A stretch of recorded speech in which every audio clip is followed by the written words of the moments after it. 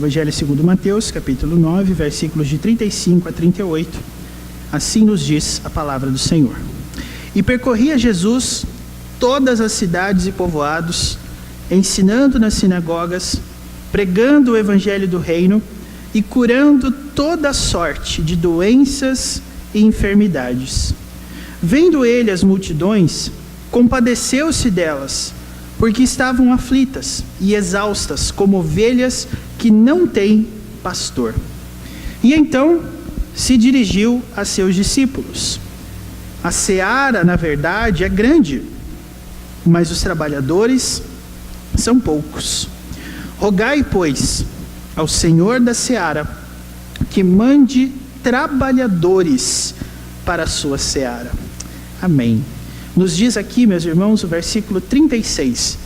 Vendo ele as multidões, compadeceu-se delas, porque estavam aflitas e exaustas, como ovelhas que não têm pastor. Que Deus abençoe a leitura e a exposição da sua palavra nessa noite, em nome de Jesus. Irmãos, nós temos falado aqui nos cultos à noite sobre a questão da comunhão, e é claro que eu gostaria de dar sequência a essa abordagem que não é específica de um aspecto, mas eu tento trabalhar ao longo desse ano todas as coisas que forem possíveis, para que nós entendamos melhor o que a Bíblia exige de nós enquanto comunidade cristã, pessoas que vivem juntos. O foco que eu quero trazer aqui essa noite a vocês é qual é o relacionamento entre a comunhão e o nosso serviço ao Senhor. Esse é o meu tema nessa noite. Qual é o relacionamento da comunhão com o serviço na Igreja de Cristo?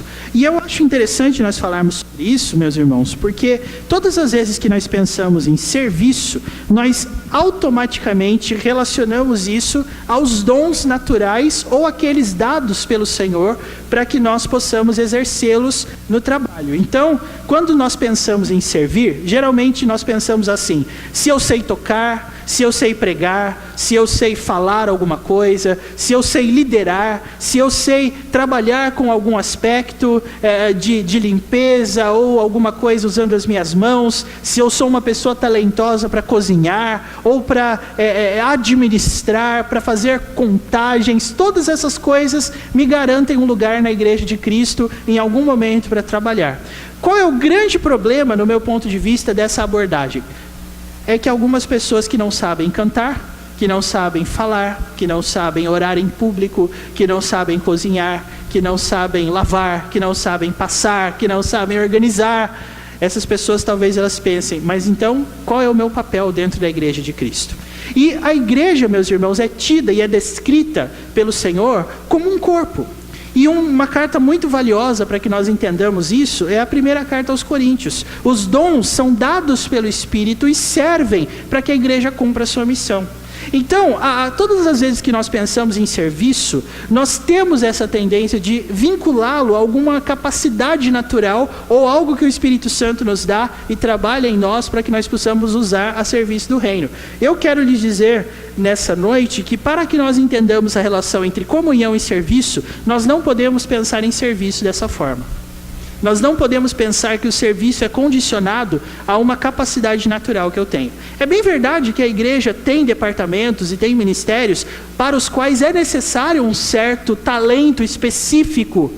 Mas, por exemplo, se você não sabe cantar, é claro que você não vai integrar o ministério de louvor. Se você não sabe falar, você talvez não vá dirigir uma reunião de oração. Se você não sabe fazer corte e costura, você entra na oficina Dorcas para ser aluno, não para ser professora, né?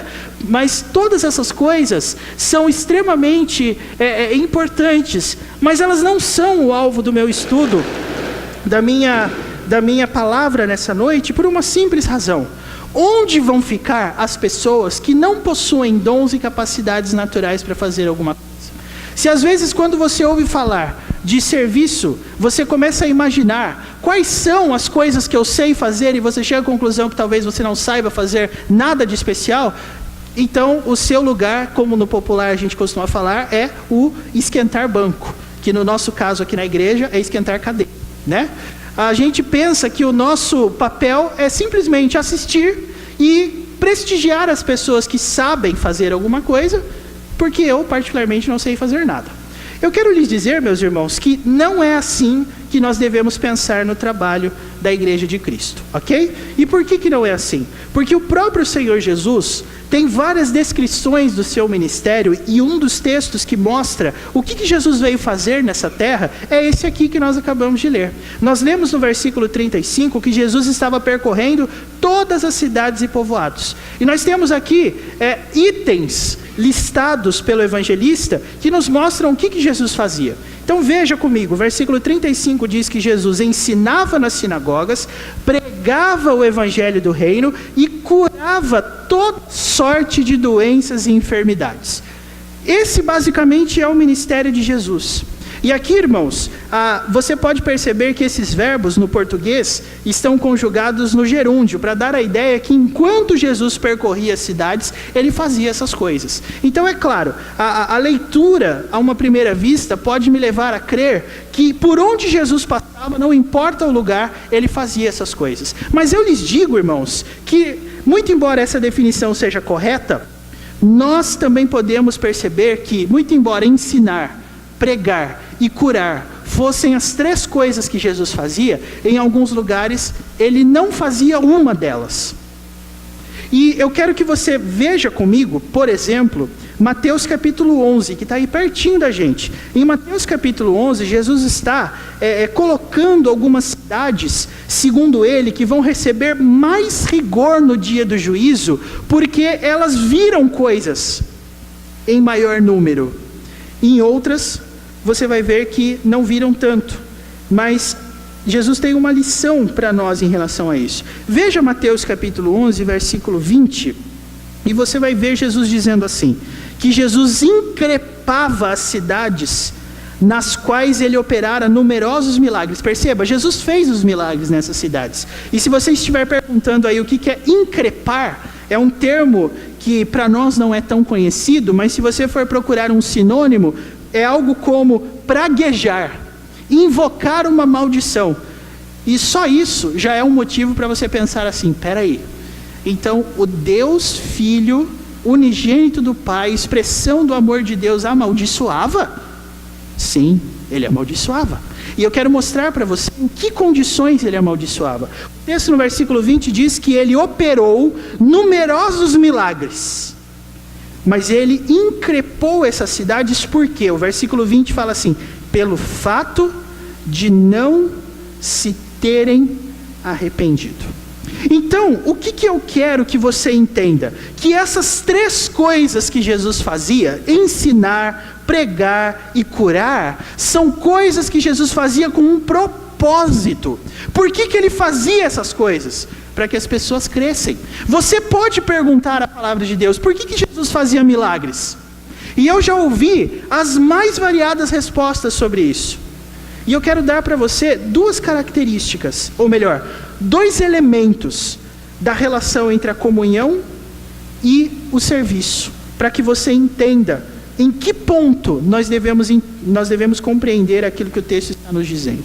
Bom, eu vou dar a vocês, com base nesses 4 versículos, 2 elementos para nós pesquisarmos aqui. O primeiro dos versículos 35 a 36, o segundo dos versículos 37 a 38, e eu quero mostrar aos irmãos esses 2 elementos entre a comunhão e o serviço, para que os irmãos entendam o motivo pelo qual a igreja abre as suas portas e tem vários ministérios, tá?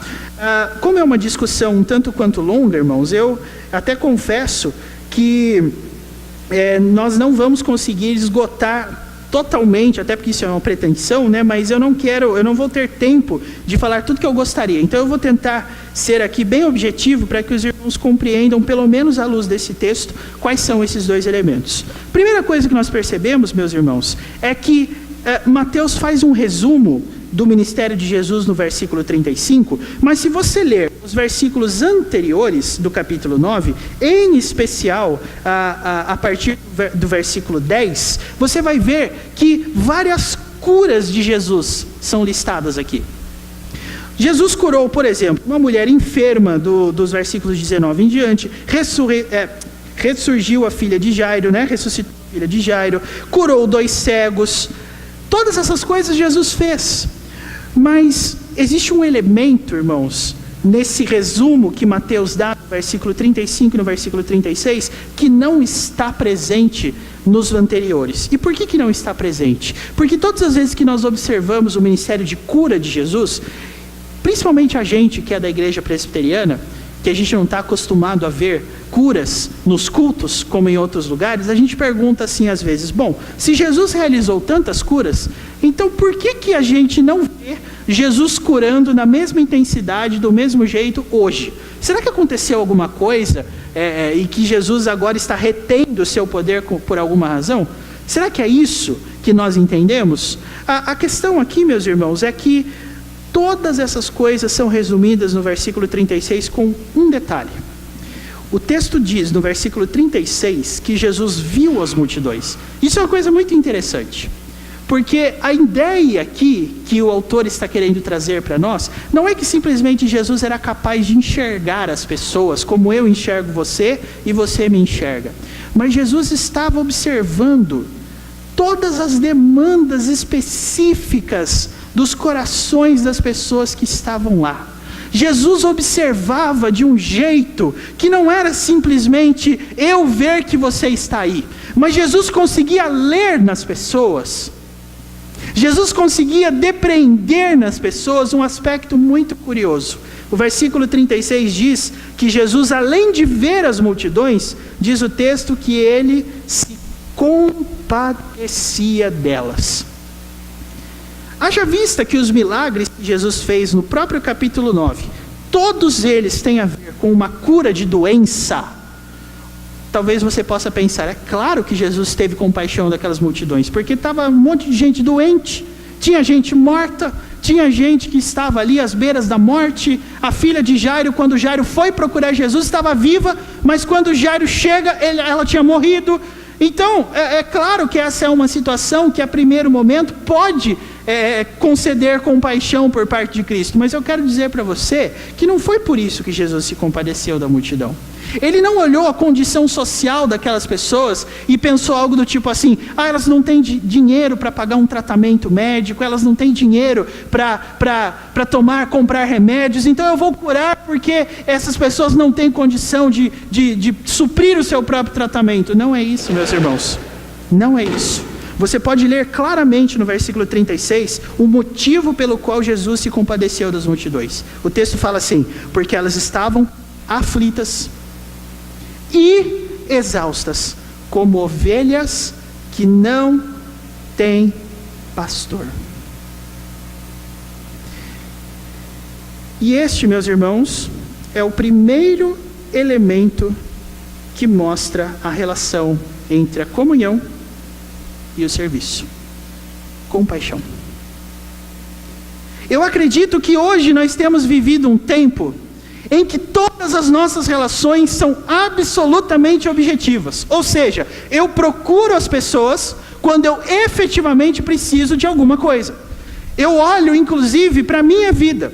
Porque, irmãos, não sei se isso acontece com você, mas às vezes quando eu recebo amigos em casa e nós decidimos comer uma pizza, nós sempre travamos uma batalha gigantesca para ver quem que vai ligar lá no Disque Pizza e poder encomendar a pizza. Eu não sei se com você é assim também. Um olha para o outro e pergunta, quem que vai ligar lá? E essa é uma das coisas que eu acho muito interessantes, porque qual é o problema? E hoje em dia as pizzarias aqui de Itapeva estão aceitando encomendas por WhatsApp, algumas até pela internet. E muito embora comigo, eu acho que foi azar, por assim dizer, porque quando eu fiz pedido pela internet não chegou.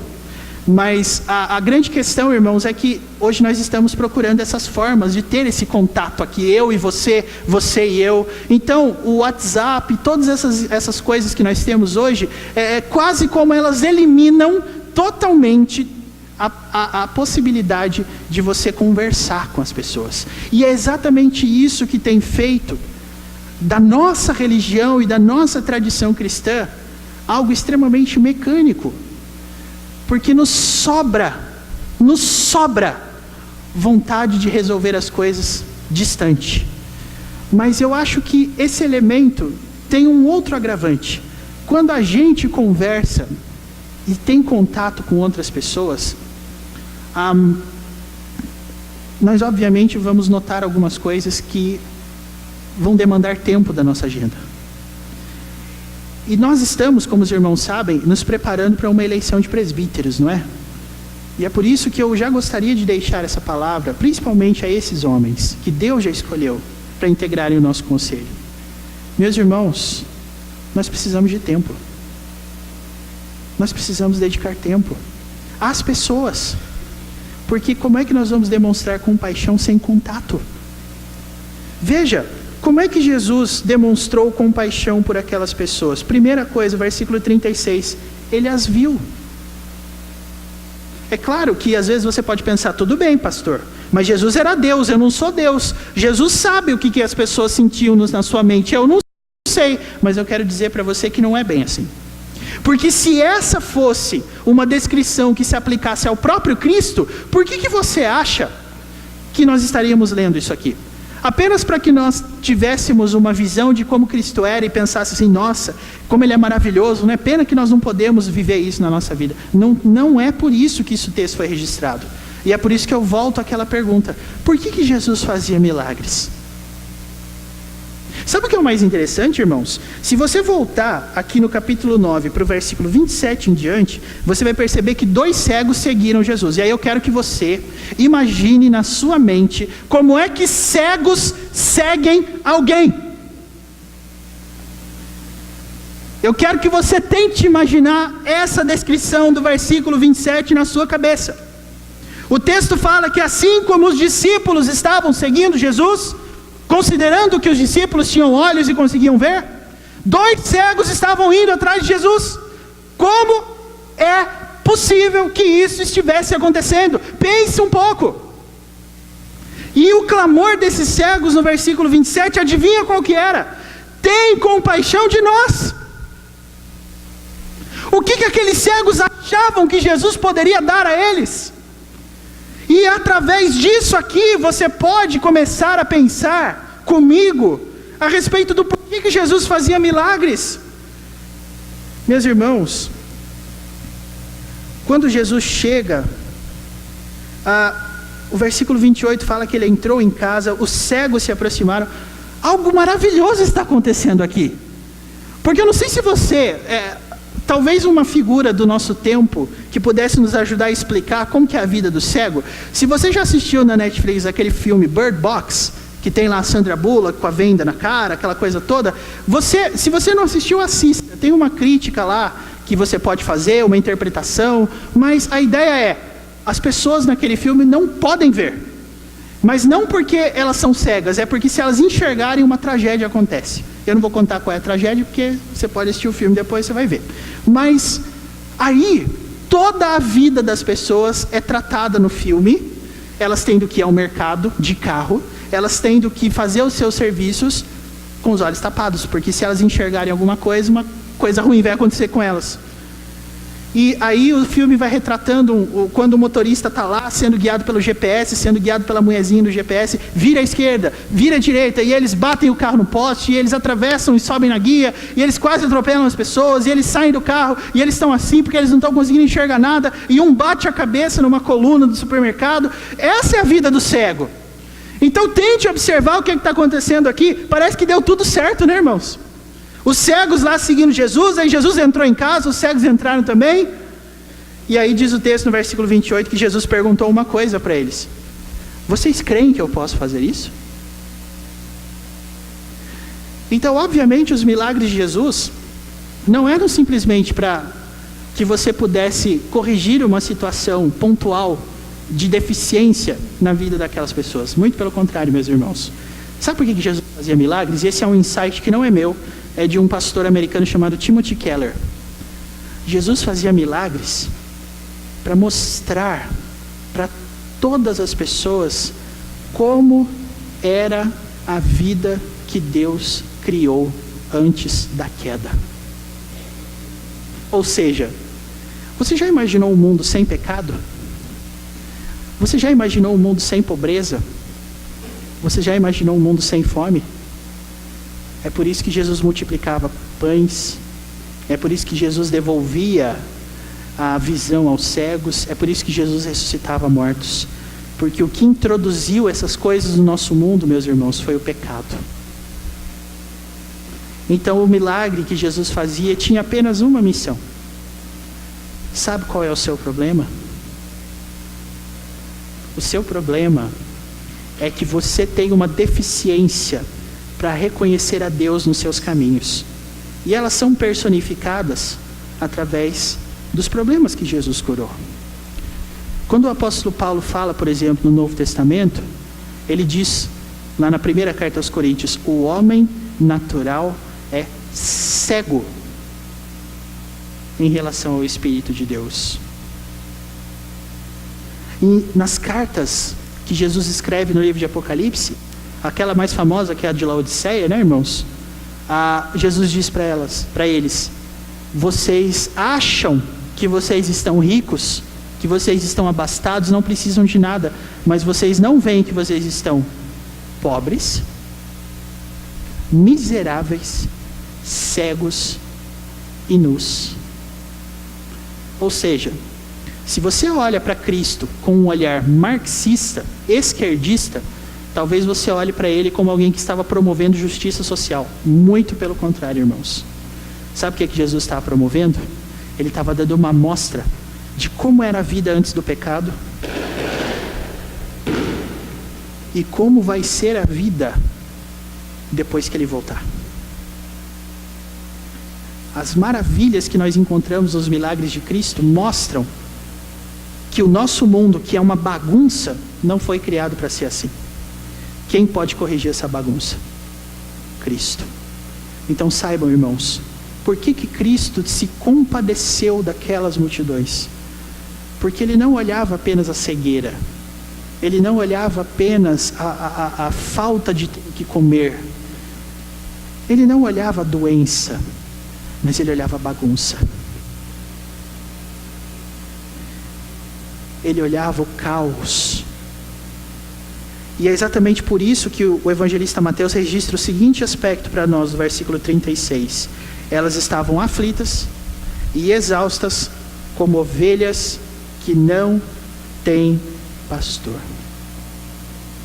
Esse povo aqui andava para todos os lados, sem saber para onde iam. E por isso viviam aflitos e por isso viviam exaustos. E é por isso que nessa noite você deve entender que aquilo que cansa o coração não é a doença ou a circunstância da doença, ou mesmo a iminência da doença. Não é a pobreza, a circunstância da pobreza ou a iminência da pobreza.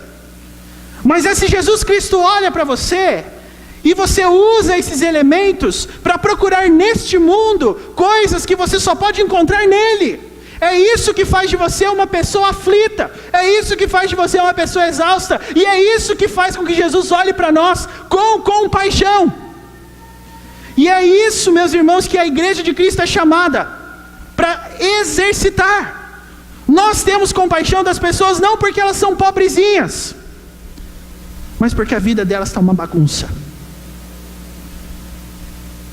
Jesus via isso. E eu quero mostrar para você que esse é um detalhe que deve fazer parte da nossa vida também. Porque como nós acabamos de ler, qual é a mensagem da igreja? Em nome de Cristo, pois, rogamos que vos reconcilieis com Deus. Ou seja, Cristo quer consertar a bagunça da sua vida. Cristo pode consertar a bagunça da sua vida, essa é a nossa mensagem. Porque a bagunça da sua vida tem a ver com esse propósito. Se você entrou aqui hoje circunstancialmente bem, eu quero lhe dizer que essa é a certeza mais frágil que você pode ter.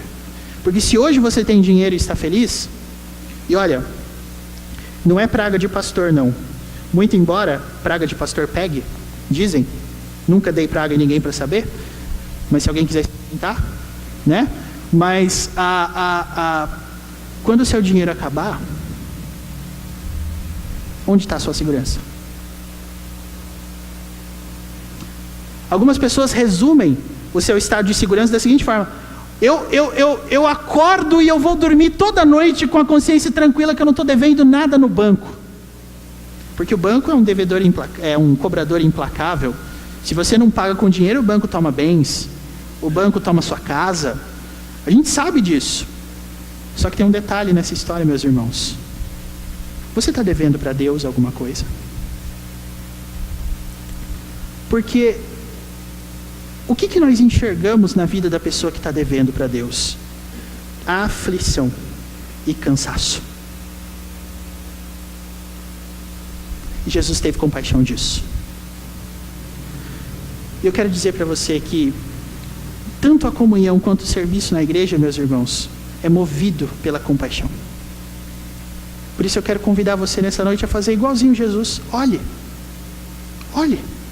ao seu redor. E perceba onde está a aflição, onde está a confusão, onde está a exaustão no coração dos seus irmãos. Tem gente aqui cansada, eu sei. Tem gente aqui sobrecarregada, eu sei. Mas se você está cansado ou sobrecarregado, tem uma boa notícia para você. Jesus disse assim: vinde a mim. Vinde a mim, todos os que estáis cansados e sobrecarregados, e eu vos aliviarei. Essa é a nossa mensagem. E eu, falando de Cristo, não de mim mesmo, vos aliviarei. Meus irmãos, a compaixão de Jesus e o motivo que levava Jesus a fazer essas coisas tinha a ver com esse olhar. E eu quero perguntar também a você nessa noite: você é capaz de olhar com este olhar de Cristo para as pessoas e identificar não apenas uma circunstância passageira, pontual, mas a bagunça? Você é capaz disso? Porque é claro que se você tem alguém doente na sua casa, ou se você mesmo está doente, nós vamos olhar para você com compaixão e pedir para Deus curar você, porque Ele tem poder para fazer isso. Mas a grande questão aqui é: e quando essa circunstância na sua vida for vencida, aí acabaram seus problemas? Aí já não tem mais nada para se preocupar? Então já não há mais motivo para ter compaixão? Jesus não era assim. E é por isso, meus irmãos, que Jesus não curou só gente pobre. Se você observar, Jairo, ele é descrito aqui no versículo 23 como um chefe. E a filha dele estava doente. Não é só gente pobre que fica doente. Então a igreja também não pode achar que deve serviço apenas para as pessoas de condição financeira inferior. Porque isso é um pressuposto muito perigoso. Quem sabe você olhe para as pessoas que são mais pobres e diga: olha, eu preciso ajudá-las, eu preciso fazer alguma coisa. Mas espera aí, será que só as pessoas pobres lidam com aflição, com exaustão e com confusão? Será que só os pobres são como ovelhas que não têm pastor? Será que realmente o dinheiro resolve tudo? É isso? Não é para isso que a igreja está aqui, meus irmãos. Por isso os seus olhos de compaixão precisam ser olhares diferentes. É você ser capaz de identificar aonde está a exaustão, aonde está a aflição, aonde está a confusão. E ali você vai se compadecer. E quando você compadecer, o que você vai fazer? Você vai ensinar, você vai pregar e você vai curar. E, como eu disse, tem muita coisa para ser dita aqui, irmãos. Por isso eu quero encerrar dizendo o seguinte a você. Eu vou focar especificamente no pregar. Quem sabe você não tenha muitas intenções de olhar para uma pessoa necessitada e pensar assim: mas pregar para ela não deve ser uma solução assim tão efetiva, ou é uma coisa muito simplista. Só pregar resolve? Irmãos, que tipo de evangelho Jesus pregava? Versículo 35 nos diz que Jesus pregava o evangelho do reino. Então a mensagem de Jesus falava sobre a soberania de Deus. Esse evangelho era o evangelho que Jesus pregava. É interessante que Jesus pregava esse evangelho no meio de gente doente. Não é interessante? Jesus chegava lá para um cego e ele pregava o evangelho. Jesus chegava para o filho ou para o pai que estava doente e pregava o evangelho do reino. E é exatamente isso que Jesus conseguia: a fé. Então saiba, Como é que a gente cura essa aflição e essa exaustão? Com o Evangelho do Reino. E talvez você esteja se perguntando, bom, mas se a resposta é tão simples assim, então por que as pessoas não procuram o Evangelho do Reino? Porque o Evangelho do Reino tem uma mensagem: arrependei-vos. A bagunça está aqui dentro. Ela não está lá fora, ela está aqui dentro. A bagunça precisa ser resolvida aqui, para depois a gente sair resolvendo a bagunça dos outros.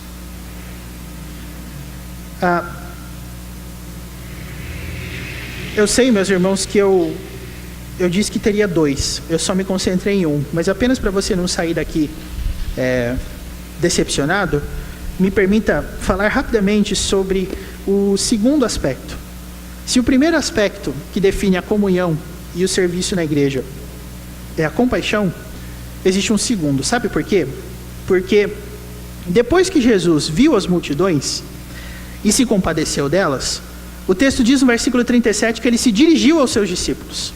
E ele falou assim para eles: a seara na verdade é grande, mas os trabalhadores são poucos. E eu acho que essa é uma constatação tanto quanto óbvia, né? Quem são as pessoas que trabalham, que têm compaixão efetivamente? Não é todo mundo, a gente sabe que não é. E Jesus também sabia. Mas sabe o que é o mais interessante, irmãos? Jesus não termina essa constatação dizendo assim: já que os trabalhadores são poucos, quem aqui quer trabalhar? Jesus não faz isso. Mas Jesus dá a seguinte ordem no versículo 38: rogai, pois, ao Senhor da seara que mande trabalhadores para a sua seara. Ou seja, a oração que Jesus está mandando os discípulos fazerem é para que Deus mande gente preparada, não para que quem quiser se candidate.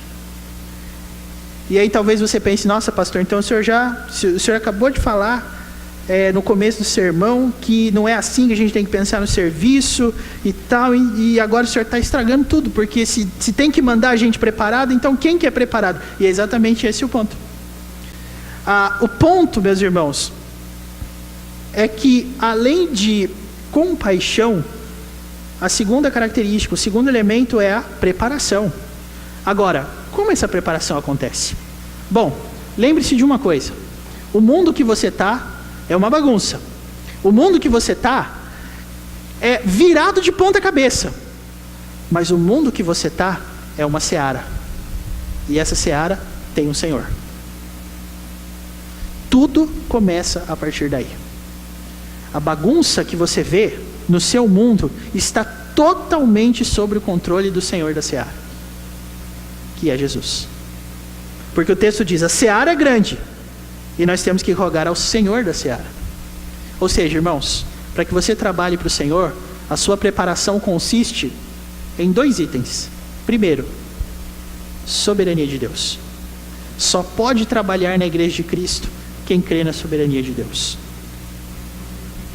E se você aceita a soberania de Deus, você deve ser uma pessoa, e eu estou dizendo isso não porque eu já sou assim, mas porque o Espírito Santo nos leva a crer na soberania de Deus de um modo muito além do circunstancial, mas de um modo de que o Senhor está continuamente me preparando para eu trabalhar nessa seara.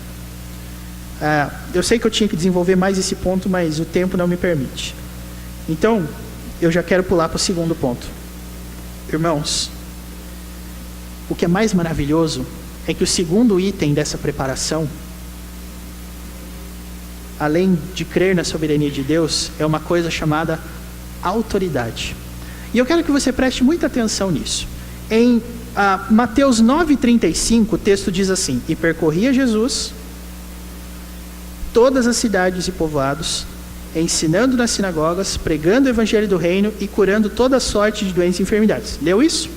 Agora, pega o capítulo 10, versículo 1. O texto diz assim: tendo chamado seus 12 discípulos, o que Jesus deu para eles? Autoridade sobre espíritos imundos para os expelir e para fazer o quê? Curar toda sorte de doenças e enfermidades. Percebeu? Agora, essa autoridade, meus irmãos, não era como se um raio tivesse caído na cabeça dos discípulos e eles tivessem virado super-homens depois. Mas o capítulo 10 representa aqui, a partir do versículo 5, as instruções de Jesus. Os discípulos que iam ter autoridade para fazer tudo isso seriam discípulos que teriam alguns cuidados. E como a gente não tem tempo, eu quero falar só de alguns. Pega, por exemplo, o 16. Versículo 16. Eis que eu vos envio como ovelhas para o meio de lobos. Está vendo? Esse é o tipo de serviço. Às vezes você fala assim, nossa, pastor, mas essa coisa de orar por gente preparada, tá. É isso que Jesus fez com os discípulos. Olha aqui, eu estou enviando vocês como ovelhas para o meio de lobos. E aí, quem que vai? Continua lendo, e você vai ver que vai piorar. Você vai ver, por exemplo, no 32. Aliás, desculpa, antes disso, no 28. Não temais os que matam o corpo e não podem matar a alma. Quer dizer, Jesus estava dizendo basicamente para os discípulos dele o seguinte: vocês querem trabalhar? Então saibam, vocês vão correr risco de morte. Mas não é isso que vocês têm que temer. Versículo 28 continua: temei antes aquele que pode fazer perecer no inferno, tanto a alma como o corpo. E sabe por que Jesus disse isso? Porque no meio dos discípulos estava quem?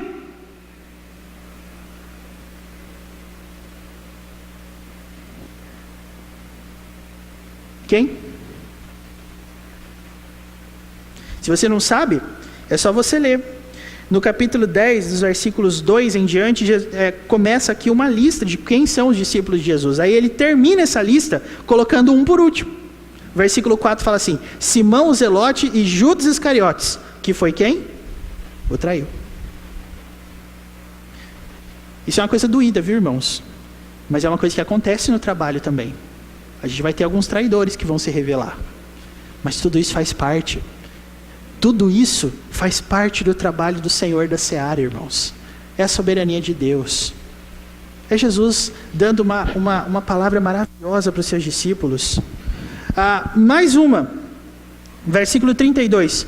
Todo aquele que me confessar diante dos homens, também eu confessarei diante de meu Pai que está nos céus, mas aquele que me negar diante dos homens, também eu negarei diante de meu Pai que está nos céus. Por que Jesus disse isso?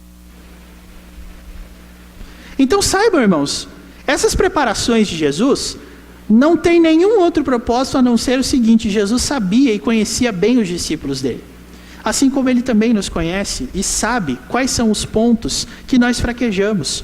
Mas o grande benefício de tudo isso, meus irmãos, é justamente o seguinte: depois de todas essas instruções, o versículo 40 e 41 diz assim: quem vos recebe a mim, me recebe. E quem me recebe, recebe aquele que me enviou. Quem recebe um profeta no caráter de profeta, receberá o galardão de profeta. Quem recebe um justo no caráter de justo, receberá o galardão de justo. Quer dizer, vai haver oposição? Vai. Mas também nós vamos conquistar as almas preparadas pelo Senhor da Seara para fazerem parte desse trabalho. Jesus está dando aqui uma preparação, mas essa preparação termina com uma exclamação de triunfo. Quem vai triunfar nesse negócio é o Senhor da Seara. Quem vai ser vitorioso é o Senhor da Seara. Nós vamos enfrentar as dificuldades? Vamos sim. Nós vamos ser traídos? Vamos. Os inimigos do homem, conforme diz o versículo 36, serão os da sua própria casa. Tem muita gente que vai negar a Cristo, mas a obra vai ser bem sucedida. E é por isso que nós somos chamados para trabalhar.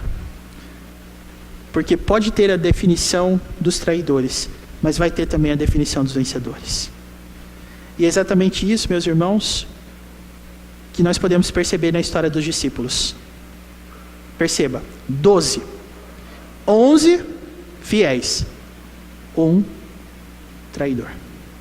Talvez você olhe para o mundo e diga: o mundo realmente tem maioria.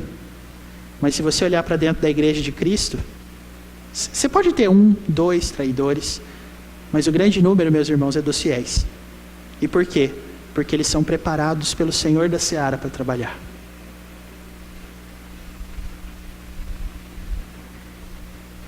E a minha palavra final é justamente essa. Nós já passamos vários sustos na nossa vida com Deus. Tanto aqueles que têm a ver com a nossa própria vida, quanto aqueles que têm a ver com o contexto. E às vezes a gente se pergunta, meu Deus do céu, o que é que está acontecendo? A resposta, meus irmãos, pela palavra de Deus é a seguinte: o Senhor da Seara está preparando os seus trabalhadores. Qual é a nossa função? Orar. Orar para que Deus mande esses trabalhadores capazes. Sabe qual é o grande consolo do nosso coração? Ele vai mandar. E muito embora você tenha os traidores, a grande maioria na igreja de Cristo é composta de fiéis. Porque eles foram preparados pelo Senhor. E aí você talvez se pergunte, então pastor, é por isso que algumas pessoas saem? Porque Cristo prepara, Cristo refina. Em 1 Coríntios mesmo, você vai ver o apóstolo Paulo dizendo que o Senhor faz as nossas obras passarem pelo fogo, para que elas sejam provadas. É por isso que algumas pessoas saem, não passaram na prova. Mas saibam, na igreja de Cristo, meus irmãos, todo mundo passa. Na igreja de Cristo, na seara desse Senhor, a grande maioria é composta dos fiéis. E é por isso que você mesmo pode se perguntar nessa noite, eu quero trabalhar para o Senhor, o que eu devo fazer? Primeira coisa, pratique a compaixão. Não a compaixão social, mas a compaixão da aflição, da exaustão. Veja as multidões. Olhe ao seu redor. Faça como Jesus. Você recebeu autoridade para isso. Segundo ponto, se prepare. Cristo vai te preparar. Eu acho muito interessante, meus irmãos, que às vezes essa preparação tem algumas partes difíceis. Quer ver uma das partes difíceis? Essa aqui, muito embora eu sei que o tempo já se esgotou, né? Mas essa eu não podia deixar de falar. Às vezes as preparações pelas quais nós passamos envolvem alguns traumas familiares. Jesus diz no versículo 34 do capítulo 10, não penseis que vim trazer paz à terra. Eu não vim trazer paz, eu vim trazer espada, pois vim causar divisão entre o homem e seu pai, entre a filha e a sua mãe, e entre a nora e a sua sogra, assim os inimigos do homem serão os da sua própria casa. Quer dizer, na preparação de Jesus, às vezes você vai se dar conta de que as relações que você construiu não foram relações baseadas no sangue, não foram relações baseadas em Cristo, no amor de Deus. E sabe o que é que Deus faz? Para o bem da sua alma, Ele livra você dessas relações. Porque as relações que persistem são as relações baseadas no sangue de Cristo. Não é por você ser pai ou ser filho de crente que você tem uma mansão, mas é se você for um filho de Deus. E os filhos de Deus são provados e aprovados. Nós não precisamos temer isso, porque a nossa vitória, a nossa garantia é o sangue de Cristo. Agora vão haver momentos em que você vai se ver distante, até mesmo de pessoas que têm o mesmo sangue que você. Mas Jesus Cristo dá um recado, versículo 37, quem ama seu pai ou sua mãe mais do que a mim, não é digno de mim. Quem ama seu filho ou sua filha mais do que a mim, não é digno de mim. É a preparação de Jesus, meus irmãos. É a preparação de Jesus. E eu não nego que isso dói. Eu não nego que isso machuca. Eu não nego que isso é como se fosse uma espada atravessando o nosso coração. Mas eu quero que você saiba de uma coisa.